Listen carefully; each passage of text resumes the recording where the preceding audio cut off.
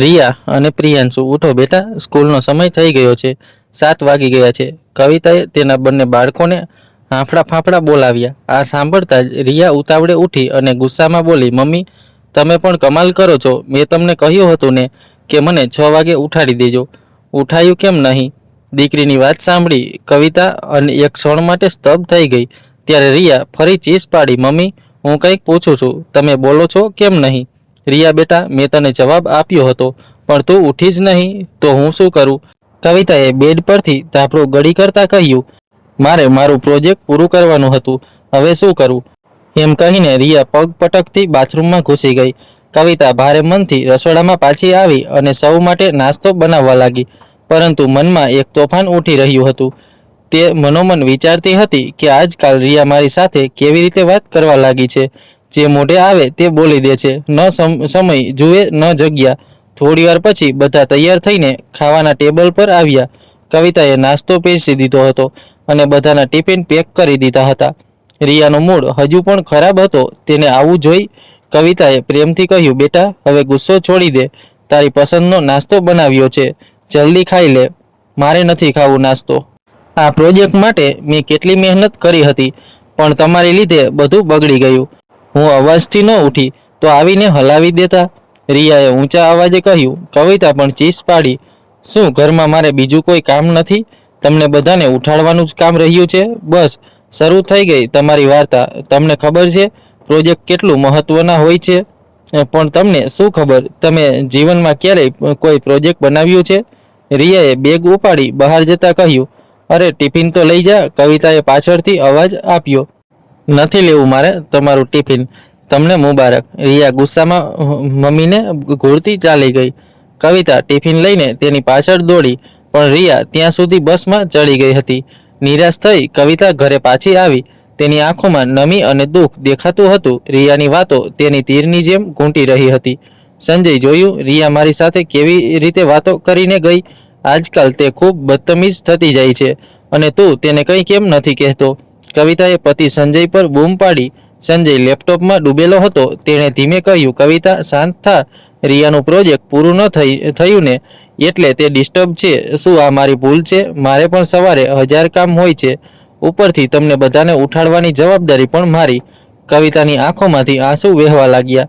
સંજયે laptop બંધ કરી તેની પાસે આવીને પ્રેમથી કહ્યું, જો કવિતા, હું જાણું છું કે રિયાએ આવી રીતે વાત ન કરવી જોઈએ. સાંજે હું તેની સાથે વાત કરીશ. હવે તો હસી દે, નહીં તો મારું પ્રોજેક્ટ બગડી જશે. હા, શા માટે નહીં? બધાના પ્રોજેક્ટ મારી લીધે જ બગડે છે. કવિતાએ ગુસ્સામાં કહી રસોડામાં જતી રહી. સંજયે કહ્યું, ચિંતા ન કર, સાંજે હું રિયા સાથે વાત કરીશ, તું ફિકર ન કર. એમ કહીને સંજય બેગ લઈ બહાર નીકળી ગયો. બધા ગયા પછી કવિતાએ રસોડું સાફ કર્યું અને નહાવા ગઈ. પણ રિયાના શબ્દો તેના મનમાં ઘૂમતા હતા. તમે જીવનમાં ક્યારેય કોઈ પ્રોજેક્ટ બનાવ્યું છે? આ શબ્દોએ કવિતાને 20 વર્ષ પાછળ લઈ ગઈ. આ વર્ષનો શ્રેષ્ઠ પ્રોજેક્ટનો એવોર્ડ કવિતા શર્માને જાય છે. હોલ તાળીઓના ગડગડાટથી ગુંજી ઉઠ્યો. કવિતાએ સ્ટેજ પર જઈ એવોર્ડ લીધો. સતત ત્રીજી વખત તેણે આ પુરસ્કાર જીત્યો હતો. બસ હવે તારા દિલને તસલ્લી મળી. આ વર્ષે પણ એવોર્ડ જીતી લીધો. કવિતાની સહેલી રિંકુએ તેને ગળે લગાવતા કહ્યું. કવિતાએ નિરાશ થઈને કહ્યું, સોરી યાર, આ વર્ષે પણ તું ન જીતી. અરે, તારા પ્રોજેક્ટ સામે મારું પ્રોજેક્ટ તો બિલકુલ નકામું હતું. તું સાચે શાનદાર આર્કિટેક્ટ બનીશ. રિંકુએ કોલ્ડ ડ્રિંક પીતા કહ્યું. ત્યારે પાછળથી કોઈએ આવીને કહ્યું, બિલકુલ સાચું કહ્યું. એ સંજય હતો જે કવિતાને પહેલા વર્ષથી ઓળખતો હતો. બંને એકબીજાને ચોરી છુપી જોતા પણ ક્યારેય સીધી વાત નહોતી કરી. આજે સંજયે હિંમત કરી કવિતા પાસે આવીને કહ્યું, હું તમને અભિનંદન આપવા આવ્યો હતો. કવિતા, તમારું પ્રોજેક્ટ સાચે જ ખૂબ સરસ હતું. જી શુક્રિયા, હું રિંકુને પાર્ટી આપવા જઈ રહી હતી, તો તમે પણ જોડાવો. કવિતાએ ખચકાતા કહ્યું. એ દિવસે બંને વચ્ચેની ખામોશી તૂટી અને દોસ્તી થઈ. જોત જોતામાં કોલેજનું 3જું વર્ષ પૂરું થયું. સંજયે મેનેજમેન્ટ કોર્સમાં ટોચનું સ્થાન મેળવ્યું અને કવિતા આર્કિટેક્ટ કોર્સમાં. બંનેએ એ દિવસે એકબીજાને પ્રપોઝ કર્યું. રિંકુ બંને માટે ખૂબ ખુશ હતી. તેમના માતા પિતા પણ ઈચ્છતા હતા કે તેઓ જલ્દી લગ્ન કરે, પણ સંજય 2 વર્ષનો MBA કરવા માંગતો હતો. 2 વર્ષ બંને અલગ અલગ શહેરોમાં રહ્યા. જોત જોતામાં 2 વર્ષ પણ પસાર થઈ ગયા. કવિતાએ એક મોટી કંપનીમાં નોકરી મળી અને સંજયને પણ આંતરરાષ્ટ્રીય કંપનીમાં. પણ ત્યારે સંજયની માતાનું અવસાન થયું. તેના પિતા તો અગાઉ જ ગુજરી ગયા હતા. સંજય એકદમ એકલો થઈ ગયો. સંજય, આપણે લગ્ન કરી લઈએ, કવિતાએ કહ્યું. ના કવિતા, હું તારી કારકિર્દી બગાડવા નહીં દઉં. સંજયે જવાબ આપ્યો, કંઈ બગડશે નહીં, મારો કોર્સ પછીથી પણ પૂર્ણ થઈ જશે. આ સમયે મને તારી ચિંતા છે અને તારાથી વધુ મારે કંઈ નથી. કવિતાએ તેના ખભે માથું મૂકતા કહ્યું. બંનેએ લગ્ન કરી લીધા. બધું સામાન્ય થવા લાગ્યું. કવિતાએ તે વર્ષ ફરીથી પોતાનો અધૂરો કોર્સ પૂરો કરવા પરીક્ષાઓ આપી અને પાસ પણ થઈ. પણ નસીબે કદાચ કંઈક બીજું જ મંજૂર હતું. એક દિવસ અચાનક કવિતાની તબિયત બગડી. ડૉક્ટર પાસે ગયા તો ખબર પડી કે તે માતા બનવાની છે. સંજયને સમજાયું નહીં કે આ ખબરથી તે ખુશ થાય કે દુઃખી. કારણ કે જો કવિતાએ આ ગર્ભાવસ્થા આગળ વધારી તો તેનો કોર્સ પૂરો કરવાનો મોકો હાથમાંથી જતો રહે. કવિતા, તું આ બાળક એટલે તારું સપનું પૂરું કર. બાળક પછીથી પણ થઈ શકે. સંજયે કહ્યું. રિંકુ પણ તેની વાત સાથે સહમત હતી. તમે બંને પાગલ છો. ભગવાનની આ ભેટને નકારીને હું મારા સપનાનો મહેલ બાંધીશ. હવે આ બાળક જ મારું સપનું છે. કવિતાએ પોતાનો નિર્ણય સંભળાવ્યો. 9 મહિના પછી નાનકડી રિયા તેમના જીવનમાં આવી. બંનેની દુનિયા ખુશીઓથી ભરાઈ ગઈ. પણ રિયા વારંવાર બીમાર પડતી. કવિતા પાસે હવે એક જ વિકલ્પ હતો, નોકરી છોડી રિયાની સંભાળ લેવી. પાગલ છે શું? આવી નોકરી દરેકને નથી મળતી અને તું એને આમ લાત મારે છે. રિંકુએ કહ્યું. નોકરીથી વધુ રિયા મારા માટે મહત્વની છે. તે થોડી મોટી થશે તો હું ફરી નોકરી કરી લઈશ, પણ હમણાં તેને મારી જરૂર છે. ડૉક્ટર કહે છે રિયા નબળી છે, તેને દરેક પળે સંભાળની જરૂર છે અને એ સંભાળ હું જ આપી શકું.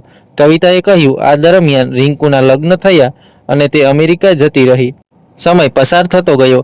જ્યારે રિયા 5 વર્ષની થઈ ત્યારે તેનો ભાઈ પ્રિયંશુ પણ આવ્યો.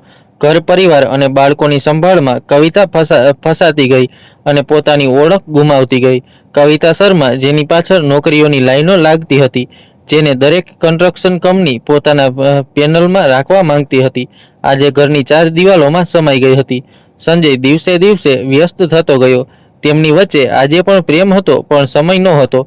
અચાનક દરવાજાની ઘંટડી વાગી. કવિતા યાદોમાંથી બહાર આવી. આંખોમાંના આંસુ લૂછીને તેણે દરવાજો ખોલ્યો. સામે પ્રિયાંશુ અને રિયા ઊભા હતા. યાદોમાં ખોવાઈને તેને ખબર ન પડી કે ક્યારે બપોરના 2 વાગી ગયા. મમ્મી, ખૂબ ભૂખ લાગી છે, જલ્દી ખાવાનું લગાવો. પ્રિયાંશુએ અંદર આવતા કહ્યું. તમે જાઓ, કપડાં બદલીને હાથ મોઢું ધોઈ લો, હું ખાવાનું લગાવું છું. કવિતાએ રસોડામાં જતા કહ્યું અને ઝટપટ રોટલી શેકવા લાગી. ત્યારે પ્રિયાંશુની ચીસનો અવાજ આવ્યો. શું થયું પ્રિયાંશુ? કેમ ચીસ પાડે છે? કવિતાએ પૂછ્યું. આજે તમે મારા કપડાં પણ નથી કાઢ્યા મમ્મી, પ્રિયાંશુએ ગુસ્સામાં કહ્યું. કવિતાએ કામ છોડી બાળકોના રૂમમાં આવીને કહ્યું. એક દિવસ તું જાતે નથી કાઢી શકતો? રોજ હું જ કાઢું છું, તો આજે શું? રિયાએ વ્યંગમાં કહ્યું. રહેવા દે પ્રિયાંશુ, આજે મમ્મીને થોડું વધારે કામ હતું લાગે.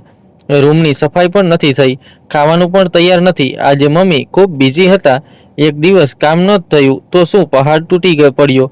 કવિતાએ જવાબ આપ્યો. બિલકુલ નહીં, પણ જ્યારે અમે સમયસર કામ નથી કરતા ત્યારે તમે અમને લાંબુ લેક્ચર આપો છો ને, રિયાએ એ જ અંદાજમાં કહ્યું. એ વાત જુદી છે રિયા, હું તમને ભણતર માટે ટોકું છું. આ સમયે ભણવું એ જ તમારું કામ છે. કવિતાએ પ્રિયાંશુના કપડાં કાઢતા કહ્યું. હા, એ જ રીતે સમયસર ખાવું બનાવવું, ઘર સાફ રાખવું એ તમારું કામ છે મમ્મી. અમે અમારા કામમાં ભૂલ કરીએ તો તમે અમને ઠપકો આપો, પણ તમે તમારું કામ બરાબર ન કરો તો તમને કોણ ઠપકો આપે? રિયાએ ઉદ્ધતતાથી જવાબ આપ્યો અને ખાવાના ટેબલ પર ચાલી ગઈ. રિયાની વાતો સાંભળી કવિતા ચૂપ થઈ ગઈ. તેણે બાળકોને ખાવું ખવડાવ્યું, ટેબલ સાફ કર્યું અને રસોડું સમેટવા લાગી. રિયાની તીર જેવી ચૂપતી વાતોએ તેનું મન છલકાઈ ગયું હતું. 2-3 વર્ષ પહેલા સુધી તો મા દીકરીની ખૂબ જમતી હતી. કવિતા રિયાની જાન હતી. રિયા એક પળ પણ તેનાથી દૂર નહોતી રહેતી. સ્કૂલેથી આવીને કવિતા સાથે એવી લાગી પડતી જાણે જન્મો પછી મળી હોય. પોતાની સ્કૂલ અને સહેલીઓની દરેક વાત કવિતાને કહેતી. કવિતાએ ખાવું ખાધું કે નહીં એનું પણ ધ્યાન રાખતી અને આજે કવિતા ખાવા વિના બેઠી હતી. પણ રિયાને આની કોઈ પરવાહ નહોતી. કવિતાના મનમાં સવાલો ઉઠી રહ્યા હતા. મારી નાનકડી રિયાને શું થઈ ગયું? તે હવે મારી સાથે આટલી અળગી કેમ રહે છે? રિયા, તારું પ્રોજેક્ટ કેવું રહ્યું? રાતે ખાતી વખતે સંજયે પૂછ્યું. આજે તો નસીબ સારું હતું પપ્પા, સવારે હિન્દીની મેડમ નહોતી આવ્યા તો મને અડધો કલાક મળી ગયો પ્રોજેક્ટ પૂરું કરવા, નહીં તો આજે તો કાંડ થઈ જાત, રિયાએ મમ્મીને ઘૂરતા કહ્યું. કવિતાએ બિનજરૂરી સામાન ઉપાડી રસોડામાં જતી રહી. આ શું રીત છે રિયા? તું આજકાલ કેવી વાતો કરવા લાગી છે? તારા પ્રોજેક્ટ માટે તું જવાબદાર છે. મમ્મીની શું ભૂલ? આજે તે તારી મમ્મી સાથે ખૂબ બદતમીજી કરી. સંજયે થોડા કડક અંદાજમાં કહ્યું. પપ્પા, મેં મમ્મીને કહીને સૂઈ હતી કે મને વહેલા ઉઠાડજો. તેમણે ન ઉઠાડી તો એમાં મમ્મીની ભૂલ નથી? રિયાએ સફાઈ આપી. તારી ભૂલ છે રિયા. પહેલી વાત, તમે બંને હવે એટલા મોટા થઈ ગયા છો કે પોતાના કામની જવાબદારી લો. મમ્મી પર શા માટે નાખો છો? તારે વહેલું ઉઠવું હતું તો એલાર્મ સેટ કરીને સૂતી. આ તારું કામ છે અને એવું નથી કે મમ્મીએ તને ઉઠાડી નથી.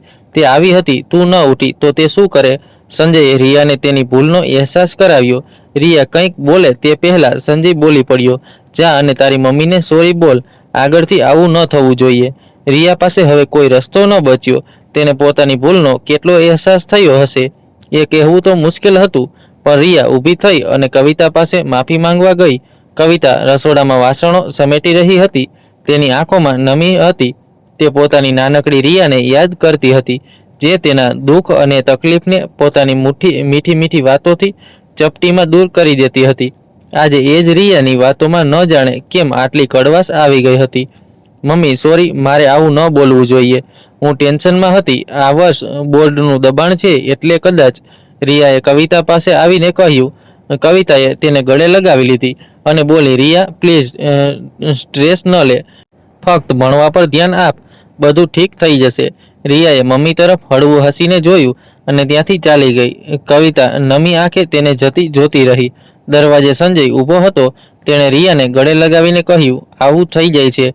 બાળકોએ પોતાની ભૂલ સ્વીકારીને સુધારવાની જરૂરી છે. જા ભણવા બેસ. રિયા હળવું હસીને ત્યાંથી ચાલી ગઈ. સંજય કવિતા પાસે આવ્યો અને બોલ્યો, બસ હવે સરકારનો ગુસ્સો શાંત થયો કે નહીં? રિયાએ સોરી પણ બોલી દીધું. સોરી બોલવું અને સોરી ફીલ કરવામાં ઘણો ફેર છે. કવિતાએ કહ્યું, આ શું વાત થઈ? તને કેવી રીતે ખબર કે તે દિલથી સોરી નથી બોલી? સંજયે પૂછ્યું. એક માં પોતાના બાળકોના સ્પર્શ અને દિલની ધડકનથી સમજી જાય છે કે તે કેટલું સાચું બોલે છે અને કેટલું ખોટું. કવિતાએ આંસુ લૂછતા કહ્યું. સંજયને કવિતાની વાત સમજાઈ નહીં. તેને લાગ્યું કે રિયાએ દિલથી માફી માંગી હશે, પણ એક માનું દિલ જ જાણે કે સાચું શું છે.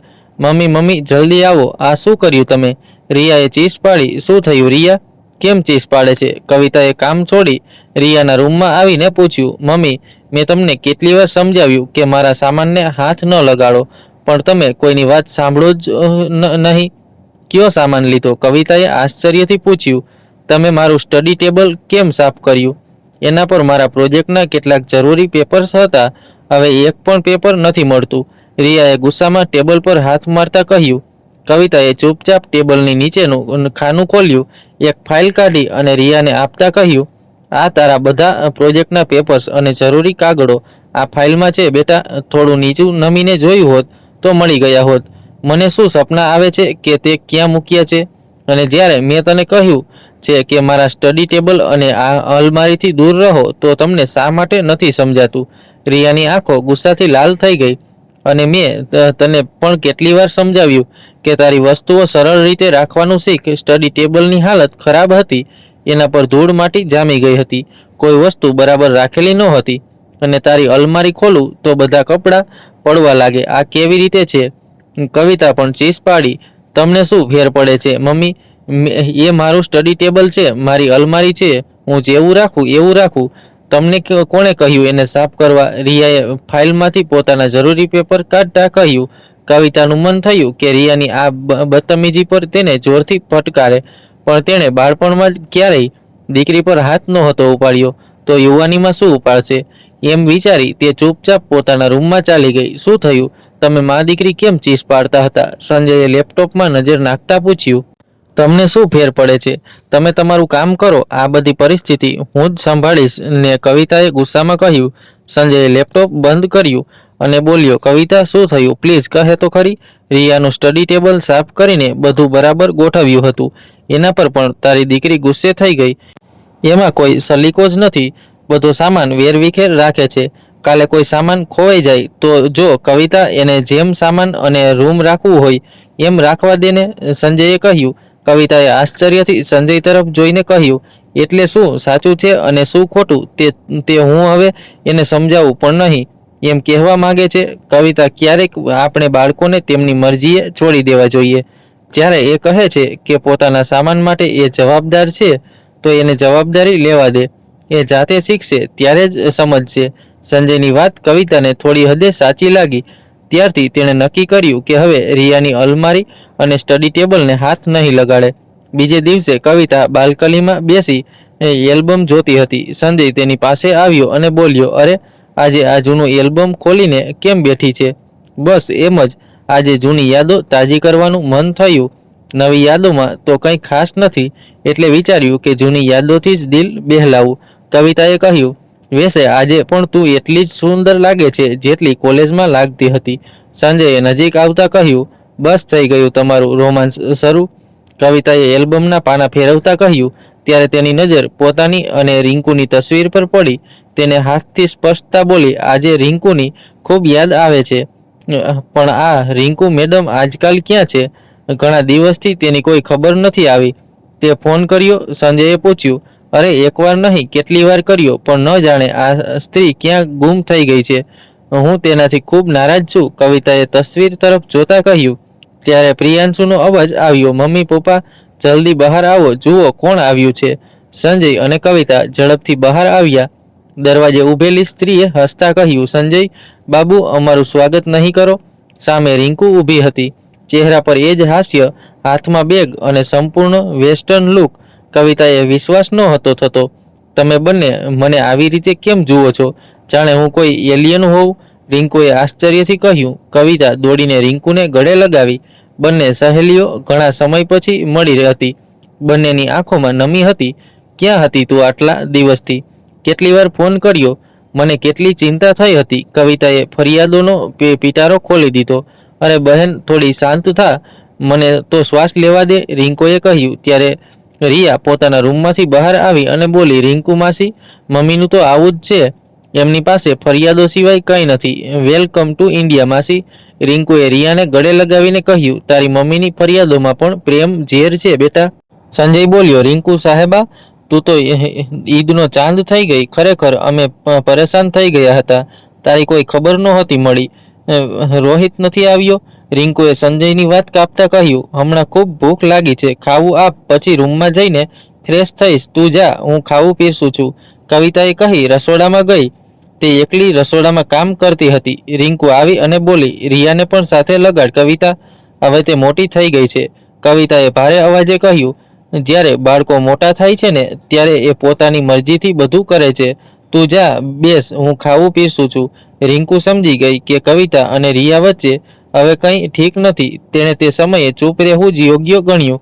ખાતી વખતે રિંકુએ કહ્યું કે તેને અહીં એક મોટી કંપનીમાં સીઈઓની પોસ્ટ ઓફર થઈ છે. ઓફર સારી લાગી એટલે તેણે સ્વીકારી લીધી. પણ રિંકુ, સેલેરી તો અમેરિકાની કંપની કરતાં ઓછી જ હશે? સંજયે કહ્યું, હા જીજુ, ઓછી છે પણ પોસ્ટ મોટી છે. અમેરિકામાં આ પોસ્ટ સુધી પહોંચવામાં હજુ 5 વર્ષ લાગત. ઉપરથી પોતાના દેશમાં રહેવાનો મોકો મળે છે. બીજું શું જોઈએ? રિંકુએ હસતા કહ્યું.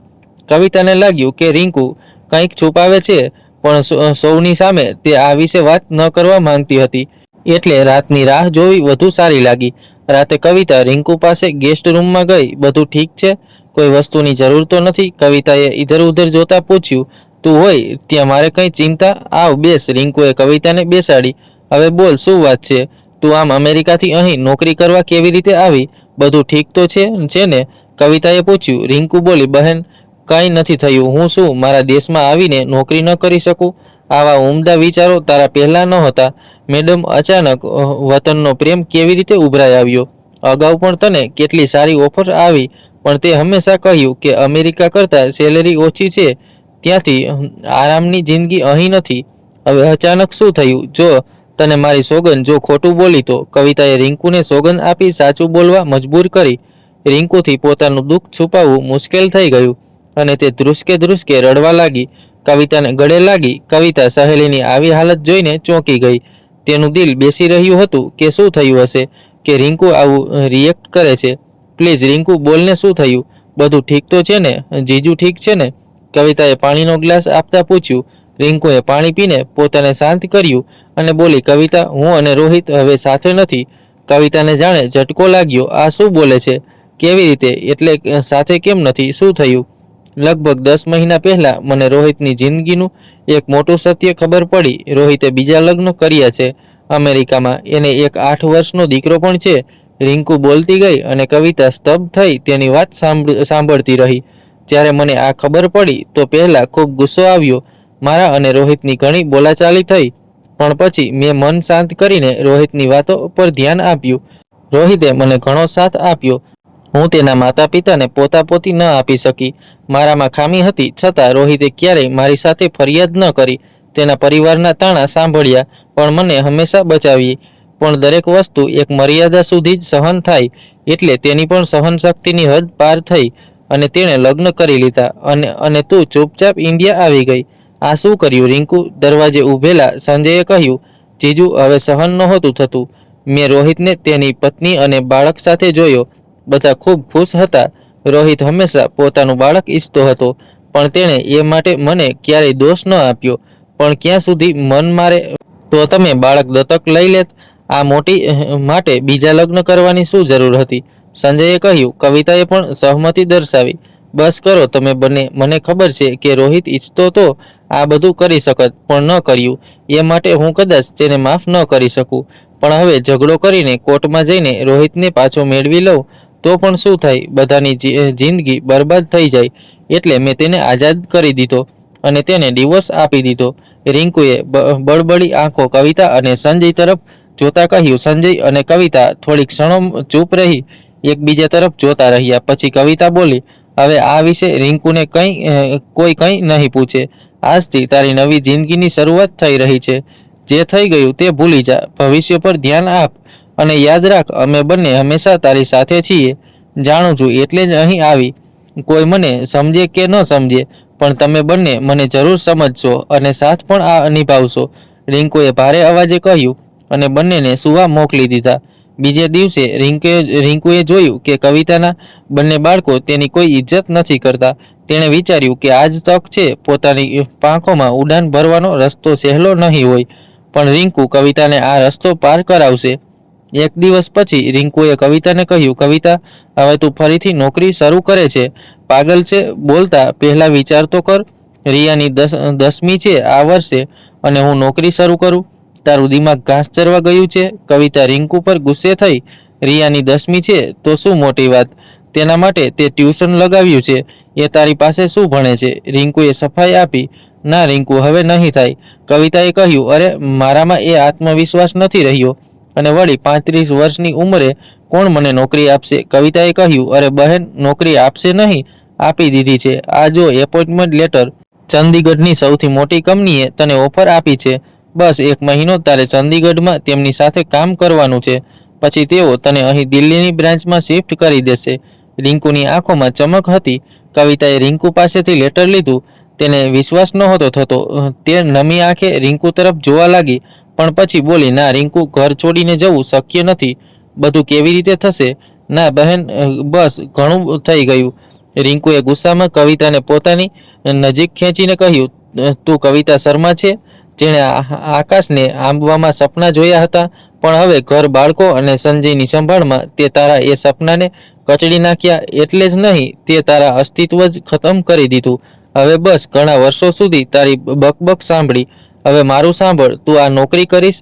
ઘર અને બાળકોની વાત છે તો 1 મહિનામાં હું જોઈ લઈશ, પણ તું હવે તારી ઉડાન નહીં રોકે. કવિતાએ નમી આંખે રિંકુ તરફ જોયું અને રડતા રડતા તેને ગળે લગાવી. આ શું બોલે છે રિંકુ? હવે કવિતા નોકરી કરશે? સંજયે રૂમમાં આવતા આશ્ચર્યથી પૂછ્યું. હવે શું થઈ ગયું જીજુ? મારો મતલબ આ ઉંમરે નોકરી કરશે? તમે પણ તો આ ઉંમરે નોકરી કરો છો જીજુ. રિંકુએ વ્યંગમાં કહ્યું. મારી પાસે તો પહેલેથી જ નોકરી છે રિંકુ. હું શું આ ઉંમરે નોકરી શોધવા જઈ રહ્યો છું? સંજયે કહ્યું. તો કવિતા પણ શું નોકરી શોધવા જશે? રિંકુએ જવાબ આપ્યો. પણ શા માટે? બધું તો ઠીક ચાલે છે.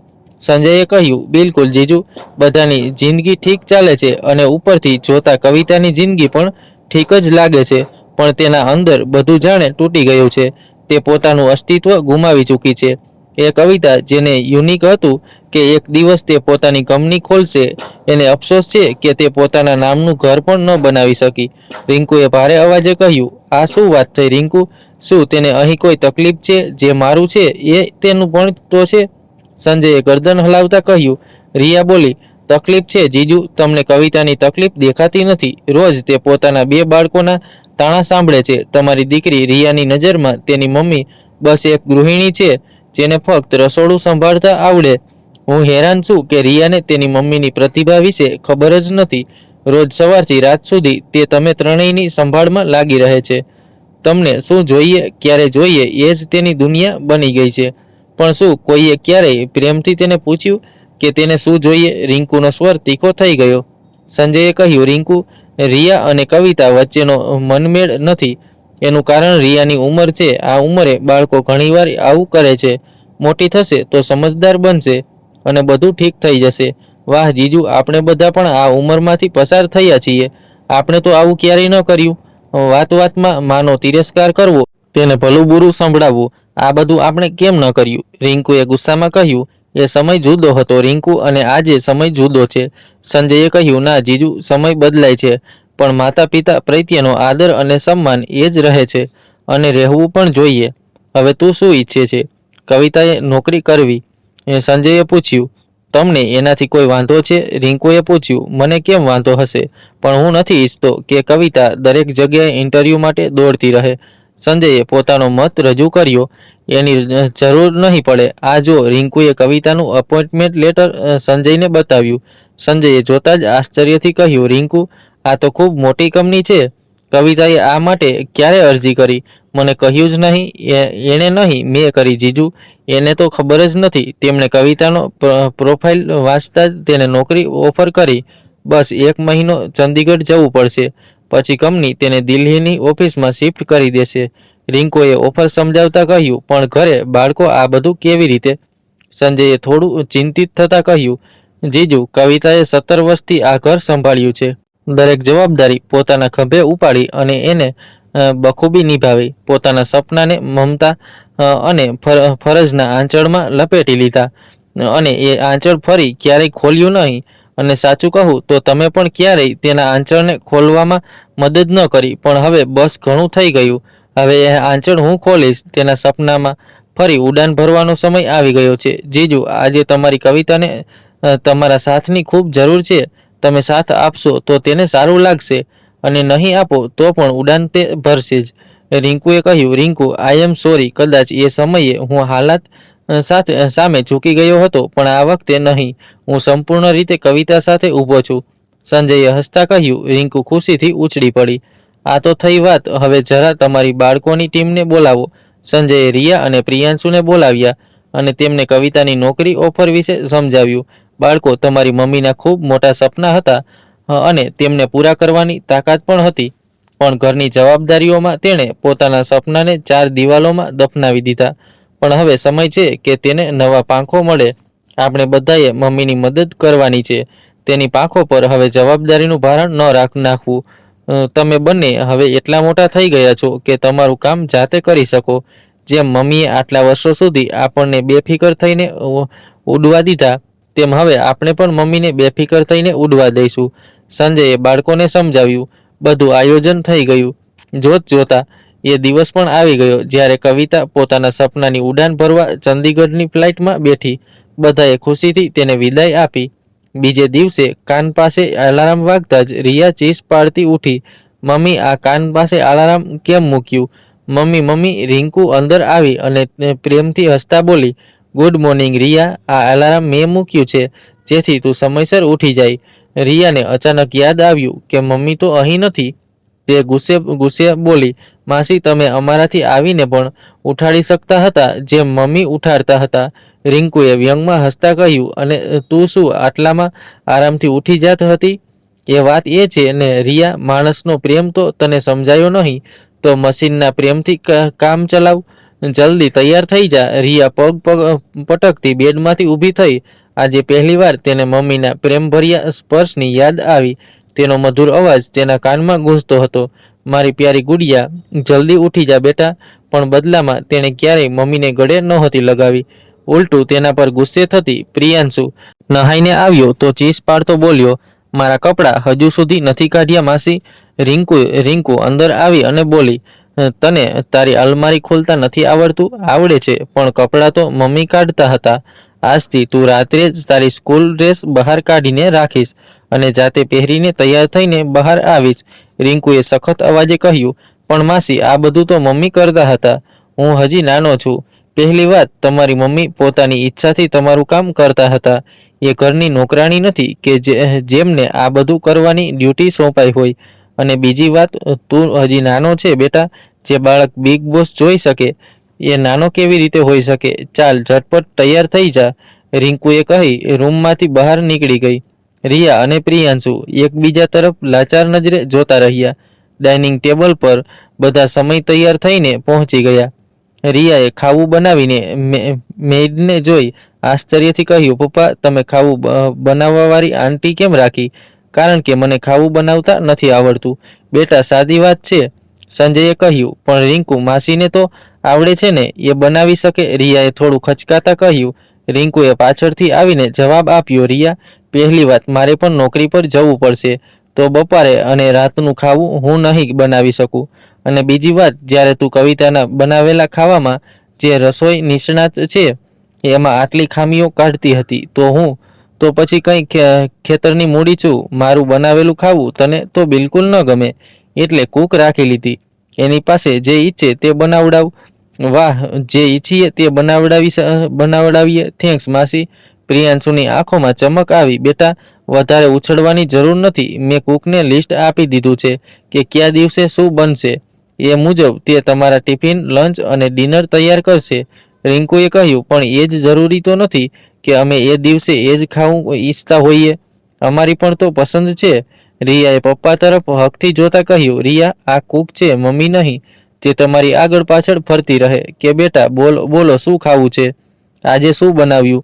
એક ગૃહિણીની અડધી જિંદગી તો આ સવાલોનો જવાબ શોધવામાં જ નીકળી જાય છે. એટલે તમારી રિંકુ માસીએ આ પ્રશ્ન જ ખતમ કરી દીધું. એને લિસ્ટ આપી દીધું અને તમે બંને એ ફોલો કરશો, સમજ્યા? સંજયે કડક અવાજે કહ્યું. રવિવારે તમે બંને તમારી પસંદનું ફાસ્ટ ફૂડ કૂકને કહી દેજો, એ બનાવી દેશે, પણ ફક્ત રવિવારે. રિંકુએ પ્રિયાંશુના ગાલ ખેંચતા કહ્યું.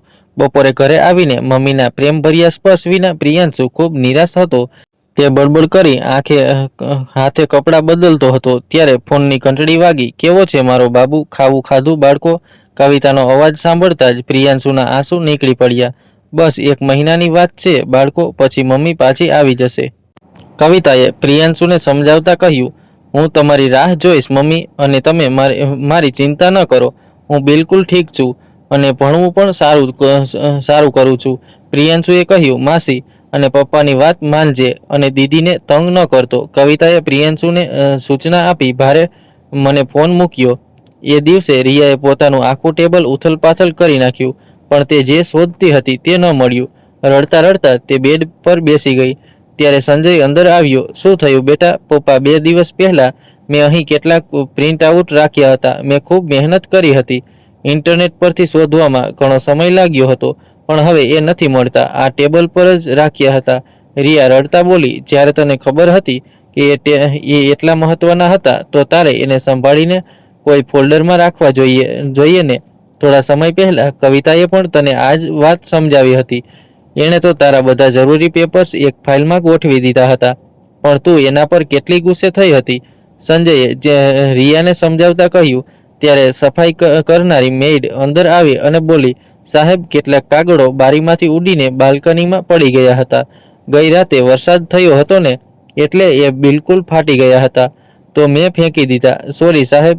કોઈ વાંધો નહીં, તું જા, તારી કોઈ ભૂલ નથી. રિયાએ જ એને સંભાળીને નહોતા રાખ્યા. સંજયે કહ્યું. રિયા રડવા લાગી.